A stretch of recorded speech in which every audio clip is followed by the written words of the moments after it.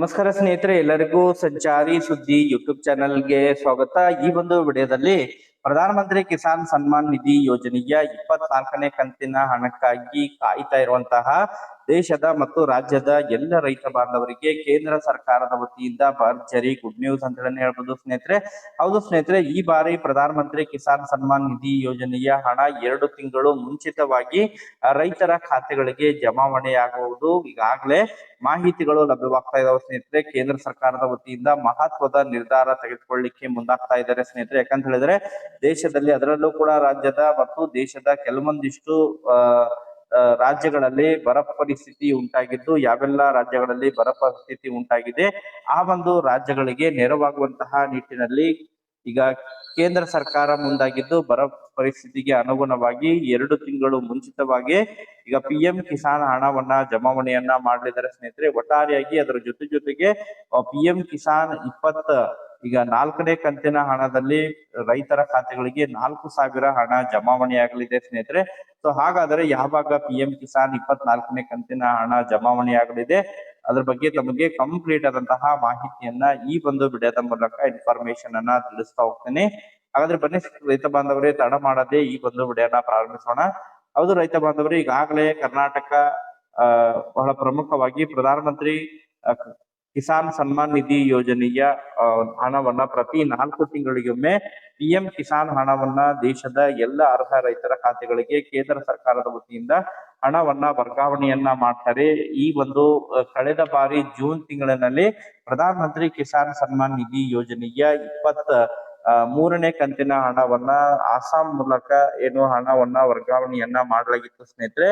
ಈ ಬಾರಿ ಪ್ರಧಾನಮಂತ್ರಿ ಕಿಸಾನ್ ಸನ್ಮಾನ್ ನಿಧಿ ಯೋಜನೆಗೆ 24ನೇ ಕಂತಿನ ಹಣವನ್ನ ಅಕ್ಟೋಬರ್ ತಿಂಗಳು ಬದಲಾಗಿ ತಿಂಗಳಿನಲ್ಲಿ ಹಣವನ್ನ ಜಮಾವಣೆ ಮಾಡ್ಲಿಕ್ಕೆ ಕೇಂದ್ರ ಸರ್ಕಾರ ಚಿಂತನೆಗಳನ್ನ ನಡೆಸ್ತಾ ಇದೆ ಎನ್ನುವಂತಹ ಮಾಹಿತಿಗಳು ಕೇಳಬರ್ತಾ ಇದಾವೆ ಸ್ನೇಹಿತರೆ. ಹೌದು ಸ್ನೇಹಿತರೆ, ರಾಜ್ಯದಲ್ಲಿ ಆಗಿರ್ಬೋದು, ದೇಶದಲ್ಲಿ ಬರ ಪರಿಸ್ಥಿತಿ ಉಂಟಾಗಿದ್ದು ರೈತರಿಗೆ ನೆರವಾಗುವಂತಹ ನಿಟ್ಟಿನಲ್ಲಿ ಈ ಕಾರ್ಯವನ್ನ ಮಾಡಲಿದ್ದಾರೆ ಎನ್ನುವಂತಹ ಮಾಹಿತಿಗಳು ಕೇಳಬರ್ತಾ ಇದಾವೆ ಸ್ನೇಹಿತರೆ. ಕಳೆದ ವರ್ಷನೂ ಕೂಡ ಕೆಲವೊಂದಿಷ್ಟು ರಾಜ್ಯಗಳಲ್ಲಿ ಅಂತ ಹೇಳಿದ್ರೆ ಜಮ್ಮು ಕಾಶ್ಮೀರ ಆಗಿರ್ಬೋದು, ಪಂಜಾಬ್ ಆಗಿರ್ಬೋದು ಮತ್ತು ಹರಿಯಾಣ, ಈ ಒಂದು ರಾಜ್ಯಗಳಲ್ಲಿ ಅತಿ ಭಾರಿ ಪ್ರಮಾಣದಲ್ಲಿ ಮಳೆಯಾಗಿ ರೈತರು ಬೆಳೆದಿರುವಂತಹ ಬೆಳೆಗಳು ಸಂಪೂರ್ಣವಾಗಿ ನಾಶವಾಗಿರುವಂತಹ ಹಿನ್ನೆಲೆಯಲ್ಲಿ ಆ ಒಂದು ರೈತರಿಗೆ ಕಳೆದ ಬಾರಿ ಇನ್ನು PM ಕಿಸಾನ್ ಮೊತ್ತವನ್ನ 2 ತಿಂಗಳು ಮುಂಚಿತವಾಗಿ ಜಮಾವಣೆಯನ್ನ ಮಾಡಿದ್ರು ಸ್ನೇಹಿತರೆ.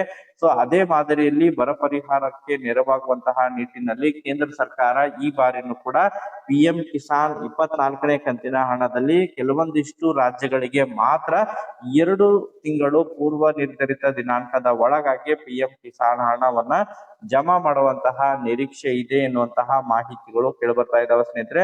ಅದರ ಜೊತೆಗೆ ನಿರಂತರವಾಗಿ ರೈತರ PM ಕಿಸಾನ್ ಹಣವನ್ನ ಹೆಚ್ಚಳ ಮಾಡಬೇಕು ಎನ್ನುವಂತಹ ಅನೇಕ ಬೇಡಿಕೆಗಳಿದಾವೆ. ಅದಕ್ಕೆ ಸಂಬಂಧಪಟ್ಟಂತೆ ಮುಂಬರುವಂತಹ ಅಧಿವೇಶನ ಏನಿದೆ, ಮುಂಗಾರು ಅಧಿವೇಶನದಲ್ಲಿ ಅದರ ಬಗ್ಗೆ ಚರ್ಚೆಗಳನ್ನ ಮಾಡೋದ್ರ ಮೂಲಕ ಅಂತಿಮವಾದಂತಹ ನಿರ್ಧಾರವನ್ನ ತೆಗೆದುಕೊಳ್ಳುವಂತಹ ನಿರೀಕ್ಷೆ ಇದೆ ಎನ್ನುವಂತಹ ಮಾಹಿತಿಗಳು ಮೂಲಗಳಿಂದ ಲಭ್ಯವಾಗ್ತಾ ಇದಾವೆ ಸ್ನೇಹಿತರೆ. ಸೊ ಅಂದ್ಕೊಂಡಂಗಾದ್ರೆ ತಮಗೆ PM ಕಿಸಾನ್ 24ನೇ ಕಂತಿನ ಹಣದಲ್ಲಿ 2,000 ಹಣದ ಬದಲಾಗಿ 4,000 ಹಣ ಜಮಾ ಆಗಲಿದೆ.